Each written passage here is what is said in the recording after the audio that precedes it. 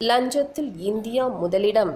ஆசிய பசிபிக் நாடுகளில் அதிக லஞ்சம் பெறும் பட்டியலில் இந்தியா முதலிடம் பிடித்து மோசமான சாதனைக்கு சொந்தமாகியுள்ளது. ஆசிய பசிபிக் நாடுகளில் அரசு சேவைகளுக்கு லஞ்சம் பெறுதல் வழங்குதலில் இந்தியா முதலிடம்.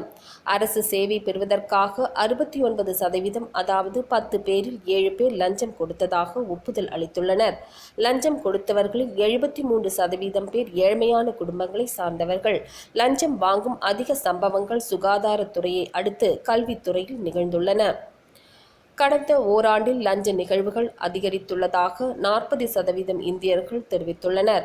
லஞ்சத்தை ஒழிப்பதில் இந்திய அரசு மோசமாக செயல்படுவதாக 35% பேர் கவலை தெரிவித்துள்ளனர். லஞ்சத்தை எதிர்த்து சாமானியர்களே குரல் கொடுக்க வேண்டும் என 63% இந்தியர்கள் தெரிவித்துள்ளனர். ஆசிய பசிபிக் நாடுகளில் 0.2% லஞ்ச நிகழ்வுகளுடன் ஜப்பான் சிறப்பான அரசு சேவையை அளித்து வருகிறது.